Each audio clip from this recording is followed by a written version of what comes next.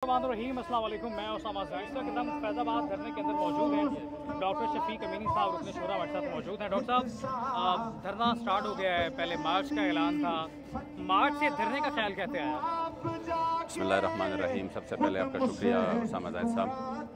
ज़ाहिर बात है कि जब एक हुकूमत एहतजाज की सूरत में आप मिलियन मार्च निकाले और लाखों लोगों को सड़कों पे ले आएँ, लेकिन उसके जो है ना वो उसको ख़बर ही तक ना हो, बस उसी वक्त वो सिर्फ वो दिन गुजार दे कि चलो ये चले जाएं, तो उसके बाद आखिर ऑप्शन यही रहता है कि आप उसके लिए बैठ के मुतालबात मनवाने के लिए आप बैठ जाएँ। तो इस वजह से बस यही ख्याल है।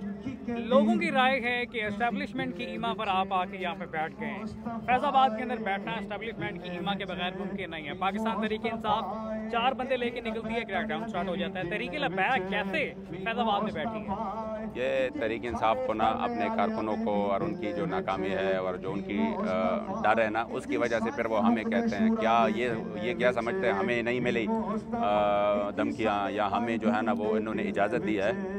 इन्होंने तो रात तक जो हमें धमकियाँ दी है, मैं समझता हूँ अगर इनको दे दी इनको तो एक कहने पर वो जलसा कैंसिल हुआ। अगर जिस तरह हमें ये कहते रहे हम ये करेंगे वो करेंगे, तो शायद वो तो पार्टी भी छोड़ जाएं, लेकिन हम अल्हम्दुलिल्लाह हमने करके दिखाया और आ गए। तो नाकामी का वो हमारे ऊपर नहीं डालना चाहिए। बाकी जो आपने बात की है कि आप चले आते हैं, तो हमें तो कहीं भी इजाज़त नहीं है, ये तो बात तो क्लियर है। और इशारों की बात यह है कि यहाँ पर लोगों का जहन बन चुका है। ज़ाहिर बात है जब आप निकलते हैं तो किसी को फ़ायदा होता है, किसी को नुकसान होता है, लेकिन हम अपनी फ़ायदे की सोचते हैं, इस्लाम की सोचते हैं और फ़लस्तीन की सोचते हैं। इस वक्त जो हमारे सामने मसला है ना, काज है, वो बहुत बड़ा है, वो मिशन बहुत बड़ा है और पूरे सिर्फ आलियान पाकिस्तान की नहीं, पूरी उम्मत मुस्लिमा तो क्या ये तो यानी ऐसे ममालिक में जो गैर मुस्लिम ममालिक है उसमें भी बहुत मौसर आवाज़ उठी है।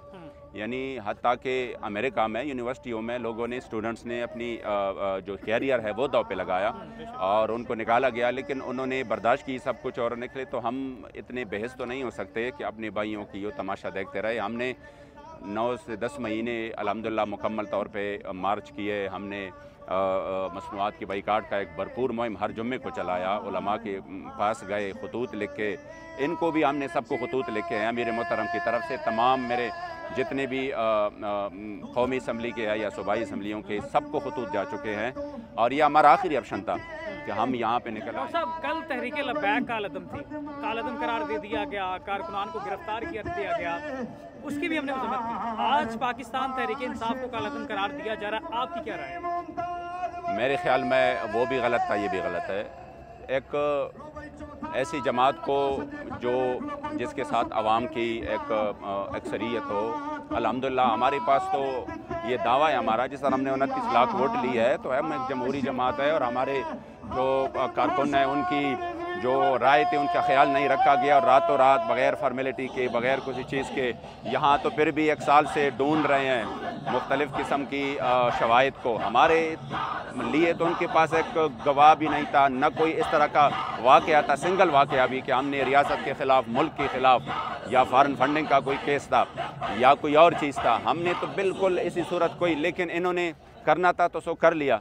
मेरे ख्याल में ये एक रिवाज बन जाएगा, फिर जो भी ताकत में आएगा वो दूसरे को लताड़ेगा, तो दरमियान में जो नुकसान होगा वो अवामी का होगा। सेनेटर मुश्ताक साहब ने गज़ा के लिए यहाँ पे धरना दिया, तहरीक लबैक की मकामी क़यादत आई, अगर साद रिजवी या आप जैसे रुकन शुरा यहाँ पर आते तो अच्छा मैसेज जाता, उसको क्यों मिस कर दिया गया? हमने अल्हम्दुलिल्लाह से वज़ा जो उधर हमारे दोस्त बैठे थे, तो हमने मुकम्मल तौर पर उनको बार बार जो हमारे अरकान शूरा है, हर जो है ना जमात की पॉलिसी होती है, उसी पॉलिसी के मुताबिक हमने अल्हम्दुलिल्लाह उधर हमारे अरकान शूरा गए, हमारे अमीर इस्लामाबाद गए, रावलपिंडी गए, रुकन शूरा गए और जब उनकी वो शहादतें हुई उस पर 2-3 दिन हम उनके साथ बैठे रहे, भरपूर हमने उसके साथ अल्हम्दुलिल्लाह इज़हार यकजहती की है। अब आगे मुतालबात जो हैं, टोटल 3 मुतालबात हैं। नेतन्याहू को दहशतगर्द करार दिया जाए, इसराइल मसनूआत की बाइकआउट किया जाए और मसनूआत जो इमदाद वहाँ पर पहुँचाई जाए। गवर्नमेंट की जानिब से अभी तक रब्ता किया कि कुछ सादा मुतालबात हैं, किसी भी गवर्नमेंट के लिए मांगना, बल्कि ये हमारी हर पाकिस्तानी की ये आवाज़ है कि ये होना चाहिए, गवर्नमेंट की तरफ से रब्ता किया गया। आप ये ख़ुद सोचें ना कि जो ही हमने मुतालबात रखे तो तकरीबन आम तौर पे लोग कह रहे थे कि ये बिल्कुल वो मुतालबात है जो पाकिस्तान के बस में भी है और यानी उसको कर सकते हैं। ورنہ ہم نے تو وہ مطالبات نہیں رکھے نا کہ آپ یہاں سے چلے جائیں اور جہاد کریں. یہ ہمیں معلوم تھا کہ ان کے کام ہی نہیں ہے یہ کس طرح کر لے. ہم نے وہ مطالبات رکھے جو ان کی طاقت میں ہے اور وہ کر سکتے ہیں, اور اس کے لیے ان کے اوپر کوئی وہ بھی نہیں ہے. جب انڈیا سرعام اس کو اسلحہ دے سکتا ہے تو آپ ایک فیڈر دودھ کیوں نہیں دے سکتے؟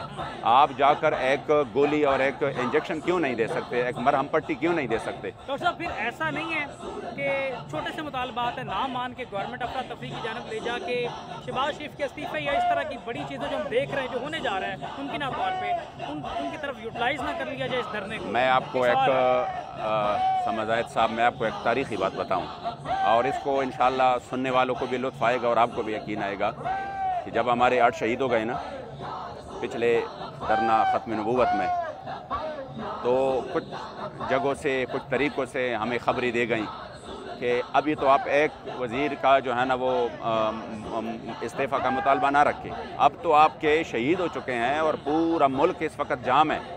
3 دن سے مکمل ملک جام تھا. اب تو آپ کے پاس نا وزیر خارجہ کی بھی, داخلہ کی بھی, فلاں کے بھی ساری یعنی پوری نون لیگ حکومت اس وقت آپ کی مٹھی میں.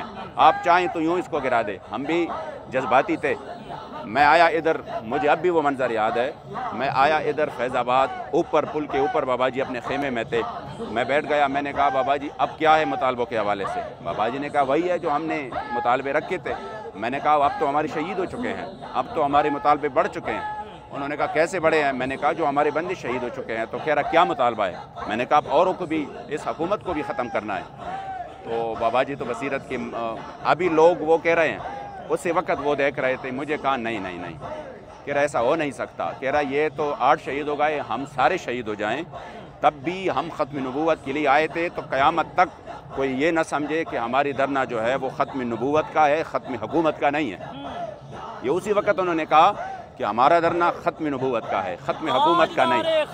تو میں آپ کو یہ سوچوں نا, جو لوگ ابھی سے کہہ رہے ہیں کہ یہ استعمال ہو جائیں گے اور یہ استعمال ہو رہے ہیں یا یہ انشاءاللہ تعالی بالکل سمپل ہے نا. آج اگر وہ ہمارے ساتھ یہ بات مان جاتے ہیں تو یہ سارے چمگوئیاں, یہ سارے آگے پیچھے کہ وہ ختم ہو جائیں گے, ہم چلے جائیں گے. کیا مسئلہ ہے ہمیں؟ آخری سوال ہے, کروڑوں روپے خرچ ہو رہے ہیں, یوٹیلائز پیسہ کہاں سے آ رہا ہے؟ اس کا جواب تو بابا جی دیتے تھے.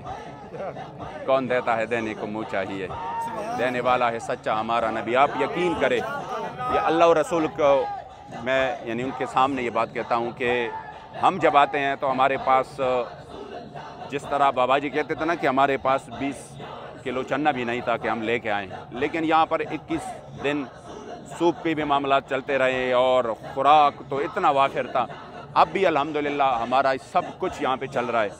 اور سوچ کے یہ مشکل ہے, بندہ نا سوچ کے مشکل ہے کہ یار یہ کارکن ہے, ان کو نا رات کو اس کا آرام نہیں ہے, دن کو فوراً جب سورج چڑھ جاتا ہے تو اس میں آرام ہو سکتا ہے نہیں.